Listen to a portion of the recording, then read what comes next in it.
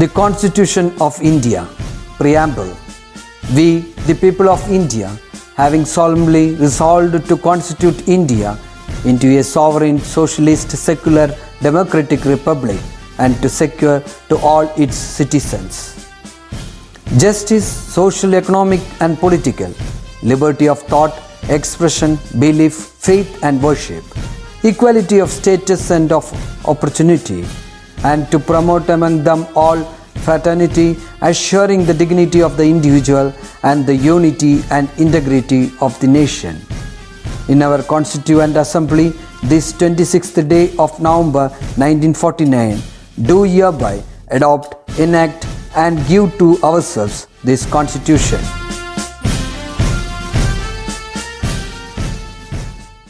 Hi students, welcome back to social science class. Last class we were discussing about the different types of physiography, that is mountains, plateaus, plains, desert, island.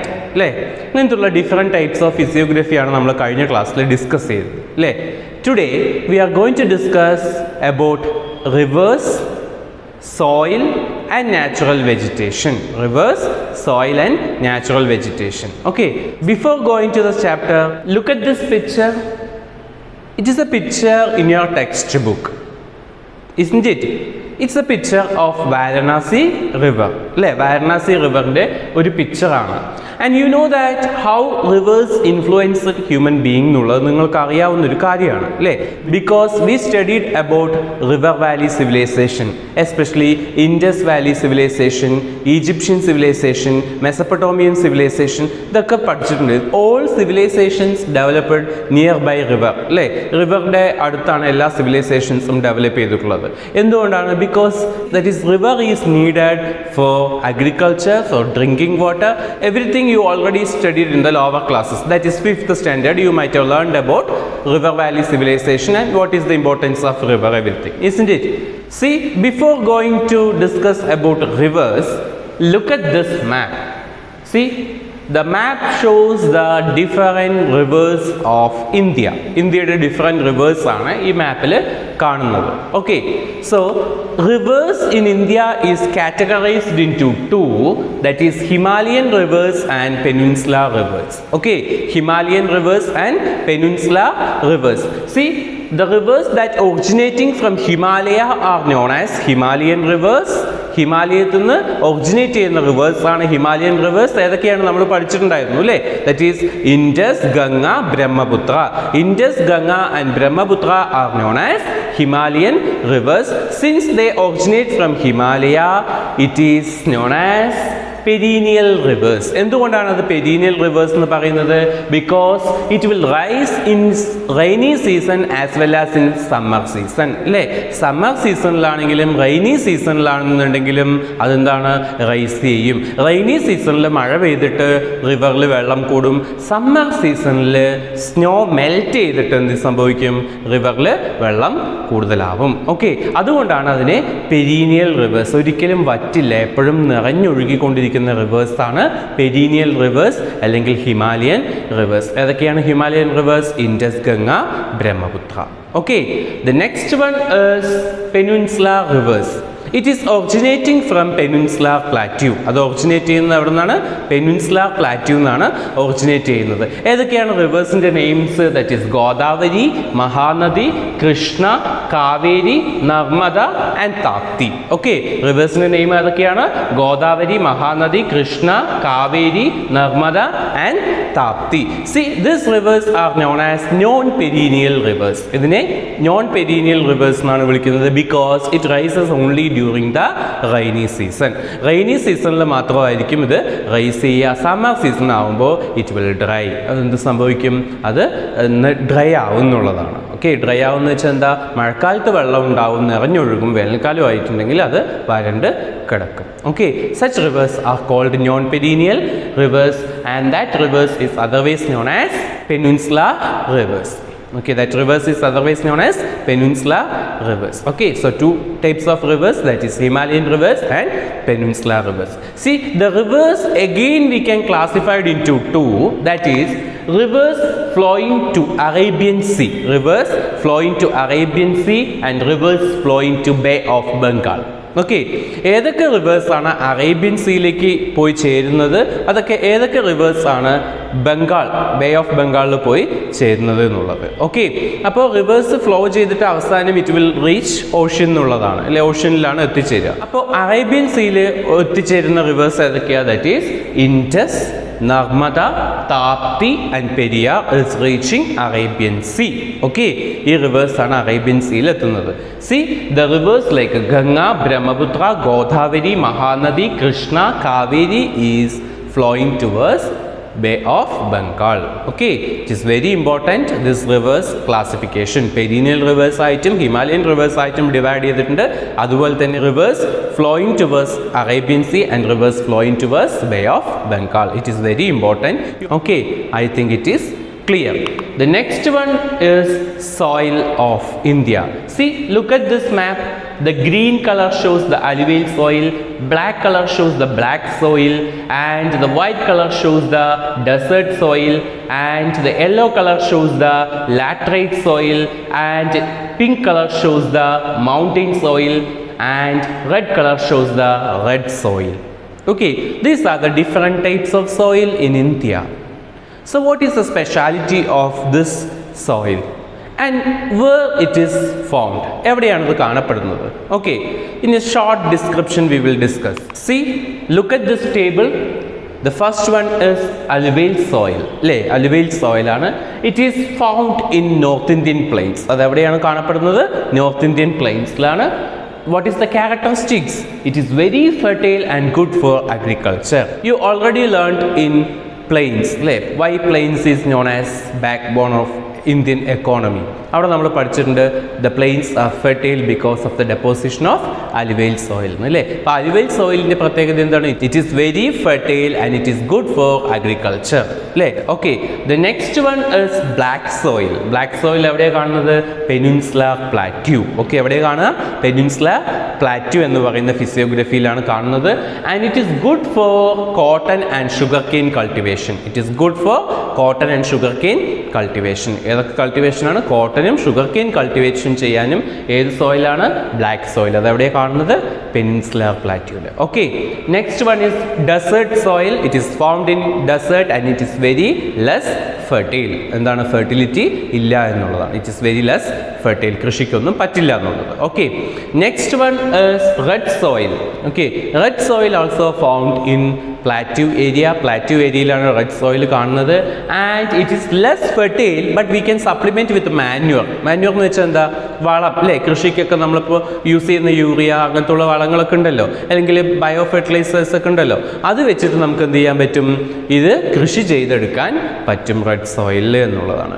Red soil less fertile ആണ് but we can supplement with manure. വളമൊക്കെ ഉപയോഗിച്ച് അവിടെ കൃഷി ചെയ്യാൻ പറ്റും. And it is found in plateau area. അത് എവിടെയാണ് കാണുന്നത്? പ്ലാറ്റ്യൂസിലാണ് കാണുന്നത്. Okay, the last one is mountain soil. Okay, mountain soil എവിടെയാണ് കാണുക? മൗണ്ടെയിനിയസ് ഏരിയാസിൽ. അല്ലേ, മൗണ്ടെയിൻ സോയിൽ എവിടെയാണ് കാണുക? മൗണ്ടെയിൻ ഏരിയാസിലാണ് മൗണ്ടെയിൻ സോയിൽ കാണുന്നത്. അല്ലേ, മൗണ്ടെയിനിയസ് ഏരിയാസിലാണ്. It is rich in humus content. What is humus content? അല്ലേ, മൗണ്ടെയിൻ ഏരിയാസിൽ മരങ്ങൾ വീണിട്ടും ഇലകൾ വീണിട്ടും ജന്തുക്കളൊക്കെ മരിക്കുന്ന സമയത്തും അല്ലേ അതൊക്കെ എന്ത് ചെയ്യും? മണ്ണിൽ ഇഴുകിച്ചേരും. അല്ലേ, അങ്ങനെ എന്ത് സംഭവിക്കും? That soil will be very fertile. അതാണ് റിച്ച് ഇൻ ഹ്യൂമിസ് കണ്ടന്റ് എന്ന് പറയുന്നത്. നല്ല ഫലപുഷ്ടിയുള്ള മണ്ണാണ് ഏത്? Mountain soil. അത് കാണുന്നത് മൗണ്ടെയിനിയസ് ഏരിയാസിലാണ്. ഓക്കെ, അപ്പോൾ ഇത് പഠിക്കാൻ വളരെ എളുപ്പമല്ലേ? ഈ ടേബിൾ പഠിച്ചിട്ടുണ്ടെങ്കിൽ തന്നെ വളരെ ഈസി ആയിട്ട് നിങ്ങൾക്ക് അത് മനസ്സിലാക്കാൻ പറ്റും. അല്ലെ, ടേബിളിലൂടെ ഈസി ആയിട്ട് പഠിച്ചു പോകാൻ പറ്റും. ഓക്കെ, അപ്പോൾ ഡിഫറെൻറ്റ് ടൈപ്സ് ഓഫ് സോയിൽ ഉണ്ട്. ആ സോയിൽ എവിടെയാണ് കാണുന്നത്? ആ സോയിലിൻ്റെ പ്രത്യേകത എന്തൊക്കെയാണ്? Okay, I think it is clear. The next one is climate of India. ഇന്ത്യയുടെ ക്ലൈമറ്റ് ആണ്. ഇത് നിങ്ങൾ 5th സ്റ്റാൻഡേർഡിൽ കുറച്ച് പഠിച്ചിട്ടുണ്ട് അല്ലേ? ഇന്ത്യയുടെ ക്ലൈമറ്റിനെ വിളിക്കുന്ന വേറൊരു പേരാണ് ട്രോപ്പിക്കൽ മൺസൂൺ ക്ലൈമറ്റ്. ഇന്ത്യയുടെ ക്ലൈമറ്റിനെ വിളിക്കുന്ന വേറൊരു പേരാണ് ട്രോപ്പിക്കൽ മൺസൂൺ climate. എന്താണ് tropical monsoon climate. See, the climate of India is divided into മൂന്നായി ഡിവൈഡ് ചെയ്തിട്ടുണ്ട്. That is summer season, winter season and rainy season. Okay, summer, winter, rainy season അല്ലേ. അതിൽ first one summer season. Summer season is starting from the month of March to May അല്ലേ. March to May വരെയുള്ളതാണ് summer season. അതിൻ്റെ പ്രത്യേകത എന്താണ്? Extreme hot and drought അല്ലേ. Extreme hot, ചൂട് കൂടുതലായിരിക്കും, ആൻഡ് ഡ്രോട്ട്, വരൾച്ച അനുഭവപ്പെടുന്നുള്ളതാണ്. That's all about summer season അല്ലേ. സമ്മർ സീസണിൻ്റെ പ്രത്യേകത എന്താണ്? That is it is experiencing from March to May and it is extreme hot and drought അല്ലേ. ഇതാണ് അതിൻ്റെ പ്രത്യേകത. Next one is winter season അല്ലേ. വിന്റർ സീസൺ ആണ്. It is experiencing from the month of December to February അല്ലേ. December to February ആണ് ഇത് experience ചെയ്യുന്നത്. And the speciality of winter season is snowfall അല്ലേ. സ്നോഫോൾ ആണ്. വെരി കോൾഡ്, നല്ല തണുപ്പാണ്. അതുപോലെ തന്നെ it is good for cotton cultivation. അതെന്തിന് ഗുഡാണ്? കോട്ടൺ കൾട്ടിവേഷന് ഗുഡാണെന്നുള്ളതാണ്. ആ ക്ലൈമറ്റ് നല്ലതാണെന്നുള്ളതാണ്. Okay, it is good for cotton cultivation. So winter season experiencing from December to February and very cold and snowfall it's A speciality and it is good for cotton cultivation. Okay, the last one is rainy season. This rainy season is divided into two. That is, southwest monsoon starts from June to September. അത് start ചെയ്യുന്നത് June to September ആണ്. അതിൻ്റെ പ്രത്യേകത എന്താണ്? North and western part is receiving rainfall. North and western part is receiving rainfall. And the next one is north east monsoon. It is starting from October to November. എപ്പോഴാണ്? October to November വരെയാണ് അതുള്ളത്. And അതിൻ്റെ പ്രത്യേകത എന്താണ്? The eastern coast, that is like Tamil Nadu, Kerala, Andhra is receiving rainfall. ആ സമയത്ത് ഏതൊക്കെ States ആണ് റിസീവ് ചെയ്യുക? That is Tamil Nadu, Kerala, Andhra is receiving rainfall during October to November. ഇത് നിങ്ങളുടെ ടെക്സ്റ്റ് ബുക്കിൽ 4 പാരഗ്രാഫ് ആയിട്ടാണ് കൊടുത്തിട്ടുള്ളത്. അപ്പോൾ നിങ്ങൾ ഇത് പഠിക്കുക, ടെക്സ്റ്റ് ബുക്ക് വായിച്ചാൽ മതിയാകും. ഓക്കെ, സി ക്ലൈമറ്റുമായി ബന്ധപ്പെട്ടിട്ട് ഒരു കാര്യം കൂടി പറയാനുണ്ട്. That is Cherrapunji. You might have heard about the place Cherrapunji അല്ലേ. Cherrapunji is a place in Meghalaya and it is receiving highest rainfall in the world. ലോകത്തിൽ തന്നെ ഏറ്റവും കൂടുതൽ മഴ ലഭിക്കുന്ന പ്രദേശമാണ് ചിറാപൂഞ്ചി എന്ന് പറയുന്നത്. That is Cherrapunji where the rain never ends. ഒരിക്കലും അവിടെ എന്ത് ചെയ്യുന്നില്ല? മഴ എൻഡ് ചെയ്യുന്നില്ല എന്ന് വെച്ചിട്ടുണ്ടെങ്കിൽ അവിടെ ഏറ്റവും കൂടുതൽ മഴ കിട്ടുന്ന, ലോകത്തിൽ തന്നെ ഏറ്റവും കൂടുതൽ മഴ കിട്ടുന്ന പ്ലേസ് ആണ് Cherrapunji. Okay, I think it is clear. See next one is drought. നമുക്കറിയാം വരൾച്ച. എന്തുകൊണ്ടാണ് വരൾച്ച ഉണ്ടാകുന്നത്? വെള്ളമില്ലാത്ത സിറ്റുവേഷൻ അല്ലെങ്കിൽ വെള്ളം ഓവറായിട്ട് എക്സ്പ്ലോയിറ്റേഷൻ ചെയ്യുമ്പോഴൊക്കെയാണ് ഈ ഡ്രോട്ട് എക്സ്പീരിയൻസ് ചെയ്യുന്നത് അല്ലേ. സി ഈ ഡ്രോട്ട് വന്നിട്ടുണ്ടെങ്കിൽ എന്തൊക്കെ സംഭവിക്കും? ക്രോപ്പ് ഫെയിലിയർ അല്ലേ. അവിടെ എന്താണ്? കൃഷി നശിച്ചു പോകും. സ്കാർസിറ്റി ഓഫ് പോർട്ടബിൾ വാട്ടർ, വെള്ളം കുടിക്കാൻ കിട്ടില്ല. And it can be reduced. ഈ ഡ്രോട്ട് നമുക്ക് എങ്ങനെ റെഡ്യൂസ് ചെയ്യാൻ പറ്റും? Linking water rich river with water deficit river അല്ലേ. അതായത് വെള്ളമില്ലാത്ത റിവറും വെള്ളമുള്ള റിവറും തമ്മിൽ എന്ത് ചെയ്യുക? ലിങ്ക് ചെയ്തിട്ടുണ്ടെങ്കിൽ ഈ ഡ്രോട്ട് നമുക്ക് പരിഹരിക്കാൻ പറ്റും. Next one cultivating drought resistant crops എന്നുള്ളതാണ്. അതായത് നമ്മളൊരു റെലേക്ക സ്ഥിതിയുടെ കാര്യം നമ്മൾ എർത്ത് ആൻഡ് ബയോസ്ഫിയർ പഠിക്കുമ്പോൾ പഠിച്ചു അല്ലേ. അവിടെ ഓനിയൻ കൾട്ടിവേഷൻ ചെയ്തിട്ട് വെള്ളത്തിൻ്റെ അളവ് കൂട്ടിയ ഒരു ഗ്രാമം തന്നെ ചേഞ്ച് ആയത് നമ്മൾ പഠിച്ചിട്ടുണ്ടായിരുന്നു, റെലേക്ക സ്ഥിതി എന്ന് പറഞ്ഞു അല്ലേ. അതുപോലെ വെള്ളം ഭൂമിൻ്റെ അടിയിലേക്ക് ഇറങ്ങുന്ന രീതിയിലുള്ള കൃഷികളൊക്കെ ചെയ്യുക. Next one promoting rain water harvesting. Rain water harvesting promote ചെയ്യുക എന്നുള്ളതാണ്. അപ്പോൾ നിങ്ങൾ മനസ്സിലാക്കി വെച്ചാൽ മതി ഡ്രോട്ട് വരുമ്പോൾ എന്താണ് ചെയ്യേണ്ടത് എന്നുള്ളത്. Okay, and the next one we already discussed, that is flood അല്ലേ. ഫ്ലഡ് എന്താണ് എന്നുള്ളത് നമ്മൾ എർത്ത് ആൻഡ് ബയോസ്ഫിയർ എന്ന് പറഞ്ഞിട്ടുള്ള ചാപ്റ്ററിൽ പഠിച്ചിട്ടുണ്ട്. ഫ്ലഡ് വരുമ്പോൾ നമ്മൾ എന്തൊക്കെയാണ് ചെയ്യേണ്ടത് എന്നുള്ളത് നമ്മൾ ഡീറ്റെയിൽ ആയിട്ട് ഡിസ്കസ് ചെയ്തിട്ടുണ്ട് അല്ലേ. നമ്മൾ റിവറിൻ്റെ ഭാഗത്ത് വീടുകൾ വെക്കാൻ പാടില്ല, നമ്മൾ ഇലക്ട്രിക് സ്വിച്ചൊക്കെ ഓഫ് ചെയ്ത് വെക്കണം എന്നൊക്കെ നമ്മൾ പഠിച്ചിട്ടുണ്ട്. സി അപ്പം നമ്മൾ ഫ്ലഡ് എന്താണെന്നും അതെങ്ങനെയാണ് ലൈഫിന് ഡാമേജ് ഉണ്ടാക്കുന്നത് എന്നുള്ളതൊക്കെ നമ്മൾ അപ്പം പഠിച്ചിട്ടുണ്ട്. ഇവിടെ നമ്മൾ പഠിക്കുന്നത് ഈ ഫ്ലഡിനെ നമുക്ക് എങ്ങനെ തടയാം. How we can overcome this flood. We can overcome by constructing dams. നമുക്ക് എന്ത് ചെയ്യാം? ഡാമുകൾ കൺസ്ട്രക്ട് ചെയ്തുകൊണ്ട് ഓവർകം ചെയ്യാം. നെക്സ്റ്റ് വൺ അഫോറസ്റ്റേഷൻ, മരങ്ങൾ വെച്ച് പിടിപ്പിക്കാം. Next one discouraging large scale construction in the upper course of the river അല്ലേ. റിവറിൻ്റെ സൈഡിൽ കൺസ്ട്രക്ഷൻ ചെയ്യുന്നത് തടയുക, ഡിസ്കറേജ് ചെയ്യുക. Next one relocating people from flood affected regions അല്ലേ. ഫ്ലഡ് എപ്പോഴും വരുന്ന സ്ഥലങ്ങളിൽ നിന്ന് ജനങ്ങളെ എന്ത് ചെയ്യുക? മാറ്റി പാർപ്പിക്കുക എന്നുള്ളതാണ്. Okay, and the last one establishing early warning system. Flood വരാൻ ചാൻസ് ഉണ്ടെങ്കിൽ നമുക്ക് എന്ത് ചെയ്യാൻ പറ്റും, ഏർലി വാർണിംഗ് കൊടുക്കാം അല്ലേ, വാർണിംഗ് കൊടുക്കാം, ഫ്ലഡ് വരാണ്ട് നിങ്ങൾ അവിടുന്ന് മാറി താമസിക്കണം എന്ന് പറഞ്ഞ് വാർണിംഗ് നമുക്ക് കൊടുക്കാം. അപ്പോൾ ഈ രണ്ട് കാര്യങ്ങൾ നിങ്ങൾ എർത്ത് ആൻഡ് ബയോസ്ഫിയറിൽ ചാപ്റ്ററിൽ പഠിച്ചിട്ടുണ്ട്. അപ്പോൾ അത് ഡീറ്റെയിൽ ആയിട്ട് പഠിക്കേണ്ട ആവശ്യം ഇല്ല, അത് മനസ്സിലാക്കിയാൽ മാത്രം മതി. Okay, and the last topic is natural vegetation and types. Okay, natural vegetation and types. See, what do you mean by natural vegetation?